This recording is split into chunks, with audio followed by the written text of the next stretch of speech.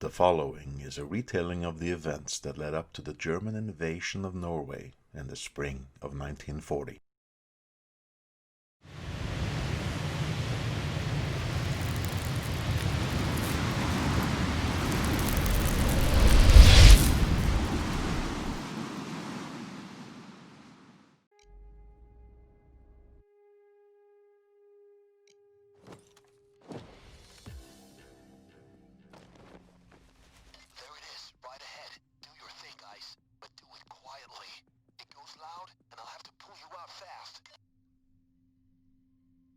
The Admiral Graf Spee was a Deutschland-class Panzerschiff, or armoured ship, what the British would come to nickname pocket battleships. It was launched in 1934 and finally completed in 1936. After she joined the German fleet, the Graf Spee was made the flagship of the German Navy. The Graf Spee was the first German warship to have an onboard radar system. It also had a light seaplane launched by catapult for aerial reconnaissance. On August the 21st, 1939, she left the port of Wilhelmshaven in northwestern Germany, heading for the South Atlantic, with the intent of disrupting Allied merchant lines. In command of the Graf Spee was Captain Hans Langsdorff. His orders were to disrupt Allied merchant sea lanes in the Indian Ocean and the South Atlantic. There's a lot of stuff coming home. Weapons, ammo, and anything the Mercury element can liberate. Check Mercury Water's containers.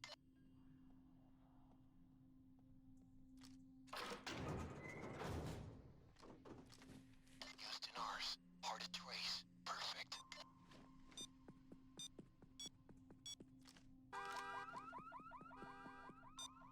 Open those Mercury Water containers. If anything has illegal loot, it will be them. The official kickoff to World War II happened September 1st, when Germany invaded Poland, and then 2 days later, when France and Britain declared official war on Germany. This is the warehouse. You can bet there's better loot in here.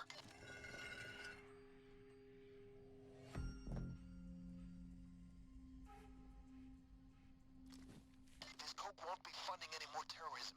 Just good old American crime.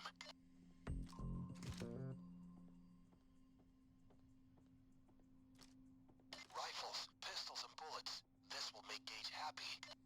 Captain Langsdorff's instructions, meanwhile, were to take prizes, meaning adhering to the rules of the Hague Convention, in practical terms, to seize goods, scuttle ships, and take all possible measures to ensure no loss of lives. As such, the crews of the ships defeated by the Graf Spee were taken as prisoners of war. Langsdorff treated his prisoners humanely and thus earned the respect of the ship's officers who were detained in his care. He's a guard.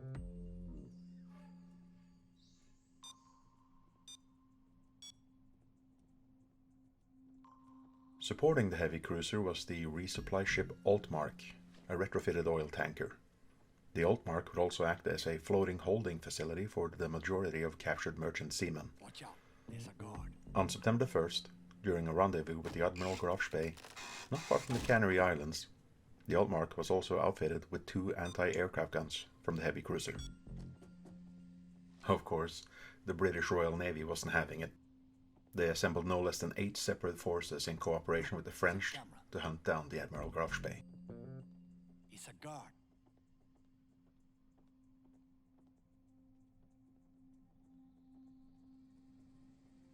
Of these, the British Force G would be the ones to find the offending German vessel. Comprised of 2 heavy cruisers, the HMS Cumberland and HMS Exeter, as well as 2 light cruisers, the HMS Ajax and the HMS Achilles, Force G was designated the South American Cruiser Squadron.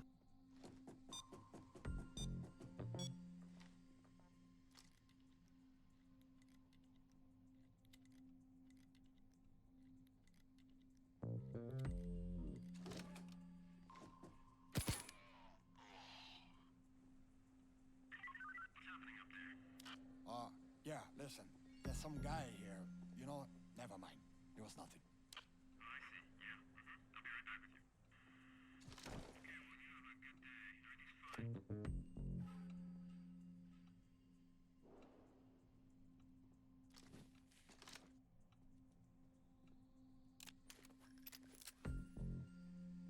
Watch out, there's a guard.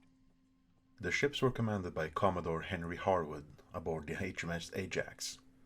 After receiving word of the sinking of and a radar warning radio message from the British cargo liner SS Doric Star from off the coast of southwest Africa, as well as the sighting by a Norwegian freighter spotting the Admiral Graf Spee on a course towards South America, Commodore Harwood correctly deduced where to intercept the Graf Spee.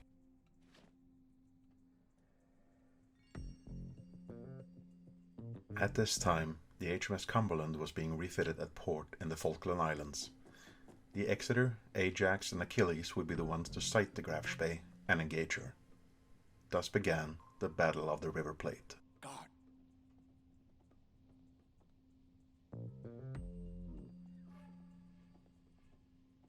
Watch out, there's a guard. On the morning of December 13th, the Exeter signaled Commodore Harwood aboard the Ajax that they had sighted a pocket battleship. Captain Langsdorff, however, while having correctly identified the Exeter, had incorrectly believed the two light cruisers were smaller destroyer-class ships. With the Graf Spee's recon aircraft currently out of service and relying on Mark I eyeballs and binoculars, his assumption was that the Exeter was protecting a convoy of merchant ships. Initially looking like quite a prize, it would prove to be a costly mistake. Why isn't that chopper on any flight plans?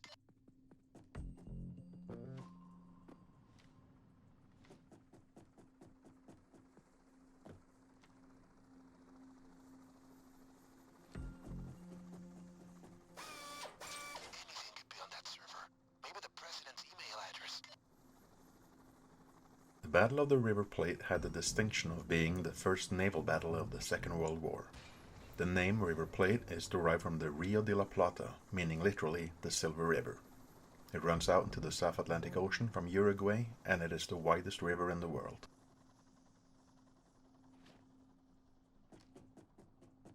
When December 13th rolled around, the Graf Spee had sunk no less than 9 Allied merchant ships, with no loss of life on either side. The sailors who had been captured were held aboard the Graf Spee and the Altmark.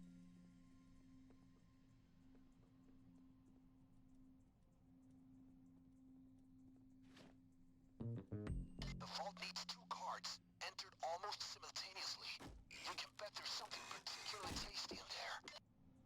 At the beginning of the battle, early on the morning of December 13th, 1939, the Graf Spee focused on the larger Exeter. A lucky shell burst short of the ship, and the flaming hot splinters took out both the ship's comm systems and the ship's onboard recon aircraft.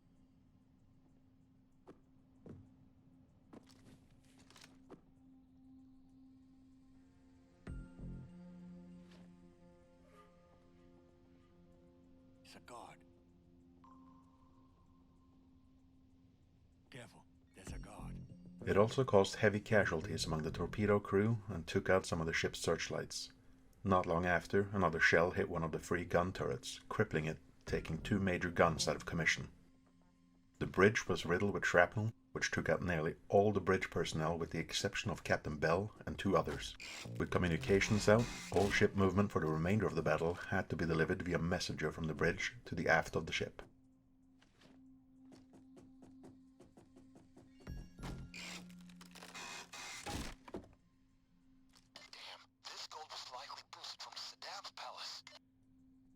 The Achilles and the Ajax, being smaller, maneuvered around the Graf Spee to make the German ship split its focus of fire between its opponents, taking some heat off the Exeter.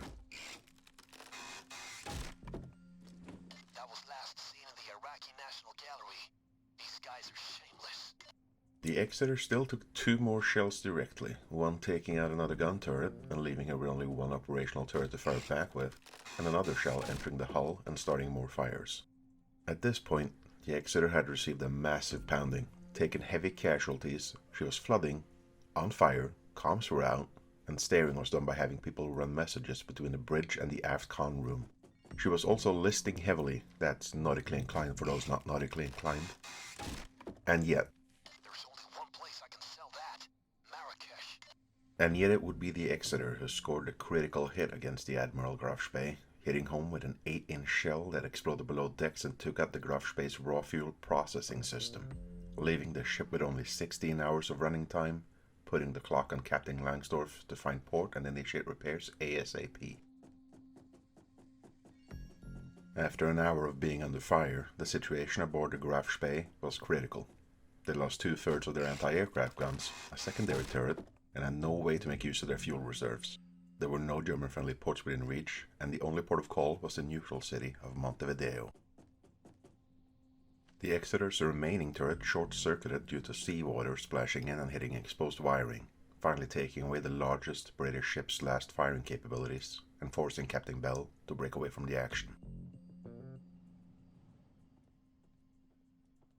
It was not even 8 o'clock in the morning yet.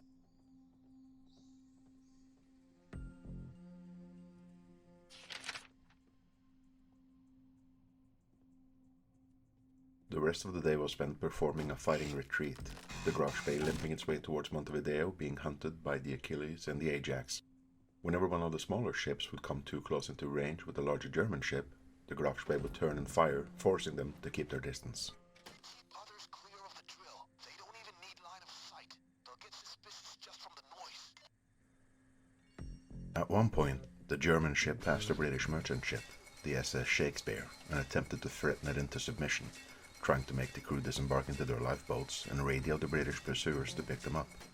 This did not work, as the crew of the Shakespeare refused to disembark and the Graf Spee couldn't press the issue. Since the Shakespeare called the German bluff, the British were still unhindered. The Admiral Graf Spee laid anchor in Montevideo at 10 past midnight, December 14th, 1939.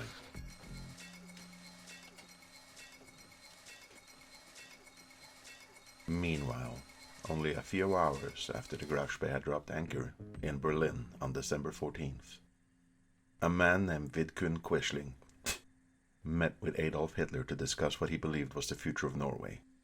Vidkun Quisling was at the time the leader of the Norwegian political party, National Union. Quisling informed Hitler of the British plans for invading Norway and Sweden, called Plan R4, which would occur sometime in April the following year. He also laid out plans for how he could perform a state coup, putting himself at the head of the Norwegian state and still stay on friendly terms with both the German and the British. Hitler found this idea to be wildly optimistic and highly unlikely to succeed. However, the knowledge of an upcoming invasion by the British prompted the Führer to immediately plan his own preemptive invasion of Norway, and by extension, Denmark. Hey, no reason to be so edgy, Control. Everything is fine over here. Okay, I'm just gonna look into that. Sorry about that. You just can't be too... It was named Operation Weserübung.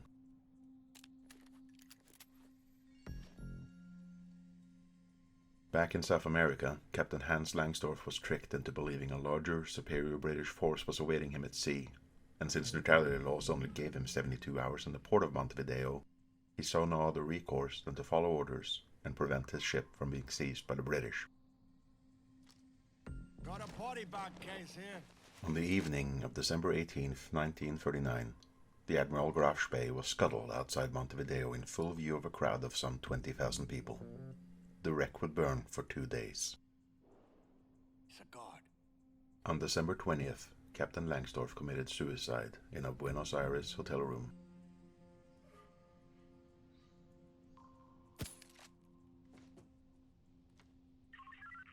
Okay, hey, Control. There seems to be a fire here. Oh, wait a minute. No, hang on. No fire. I'm just hallucinating because I'm so fucking bored. Okay, thanks a lot. I'll see you at the softball game.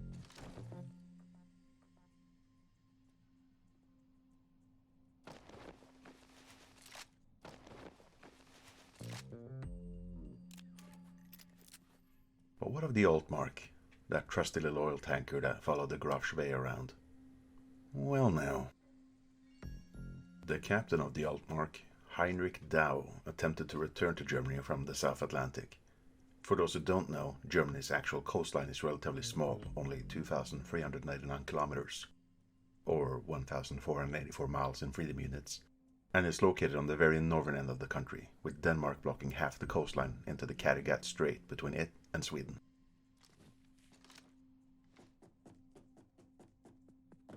The other half of Germany's coastline that has access to the North Sea and the Atlantic Ocean is kind of blocked by this large island nation we call the United Kingdom, not to mention the nations of the Netherlands, Belgium, and France. Thus, getting your dinky little ship armed with only a couple of vastly inferior guns and carrying 299 prisoners of war on board back home from the South Atlantic Ocean is gonna be a bitch, especially since it's going to take weeks and weeks in hostile waters, with allied ships hunting you every step of the way. Good start. But home they had to go, so homeward they went. The course they plotted went around the west side of the British Isles, around north into the North Sea and following the Norwegian coastline home. The idea being, the neutrality laws being what they were, that as long as the Altmark kept moving, it was allowed to pass unmolested through Norwegian territorial waters by British forces, even though they were carrying prisoners of war. We got one. All right, that'll keep Gates sweet.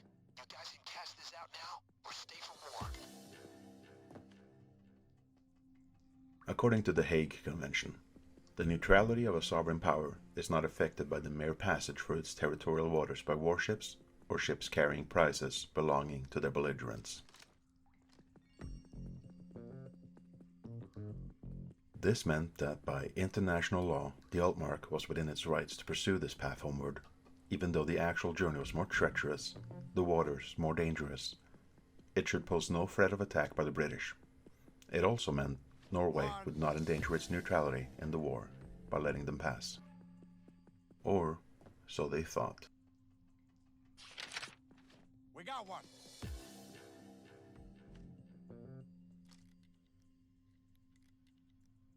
The British government's Foreign Secretary, Lord Halifax, sent a note to the Norwegian government saying that while Britain was aware of how the law worked in practice, and that Britain had in fact done the same thing themselves, they took issue with the fact that the Altmark had travelled such a roundabout route to take advantage of said law.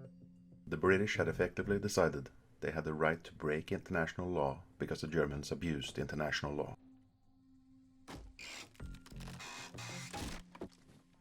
This created a legal dilemma that has not been solved to this day, of whether or not a ship is allowed to widely alter their course to take advantage of neutrality laws, or if they must take the faster route even if more dangerous and prone to attack.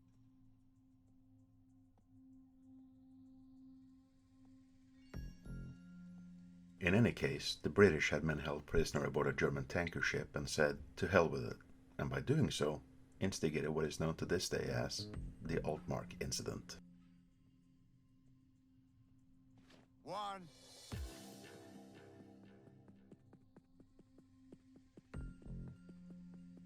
He's a god.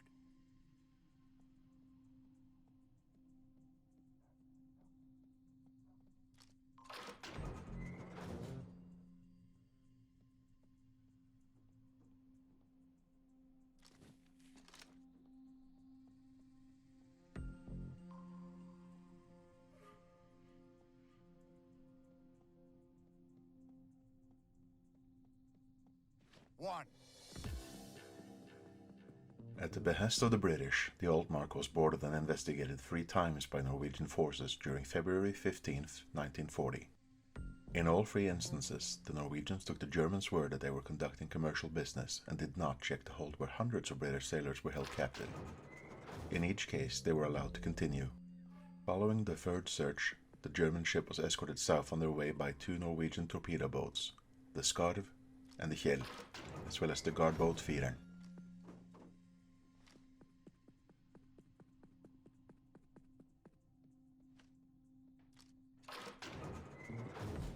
Later in the day, the Altmark was spotted outside Egersund by British aircraft.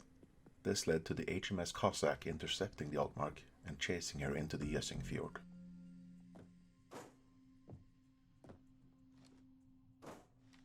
On the 16th of December, the Cossack followed.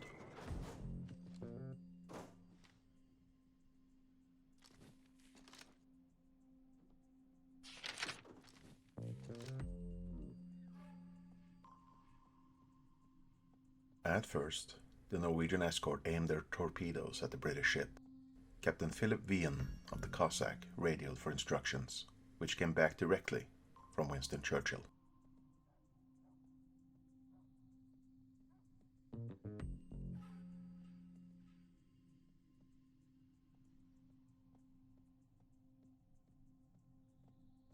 God.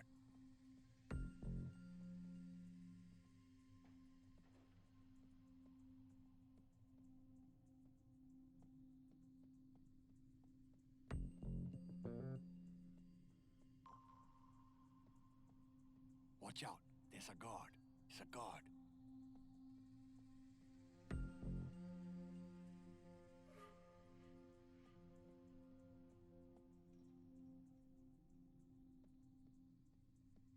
Careful. There's a guard. It's a guard.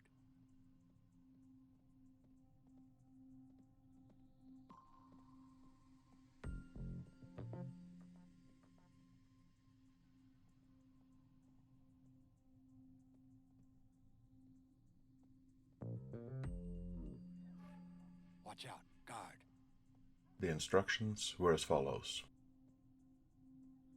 Careful. There's a guard. Unless Norwegian torpedo boat undertakes to convoy Altmark to Bergen with a joint Anglo-Norwegian guard on board and a joint escort, you should board Altmark, liberate the prisoners, and take possession of the ship pending further instructions. If Norwegian torpedo boat interferes, you should warn her to stand off. If she fires upon you, you should not reply unless attack is serious, in which case you should defend yourself using no more force than is necessary, and ceasing fire when she desists. Suggest to Norwegian destroyer that honor is served by submitting to superior force.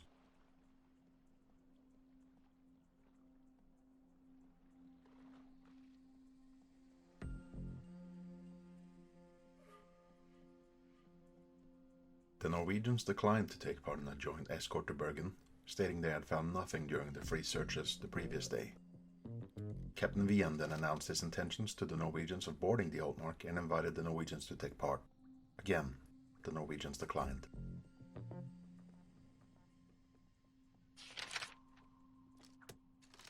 Civilians are an asset. You kill them, they're gone. The Altmark was run aground, and the British boarded her late in the evening. They overwhelmed the crew with the use of bayonets and knives and freed the British prisoners. This is cited to be the last time in modern history the British Royal Navy performed a boarding action with cutlasses in hand. That's the armor of Oda Nobunaga. Back to pieces. That's genuine.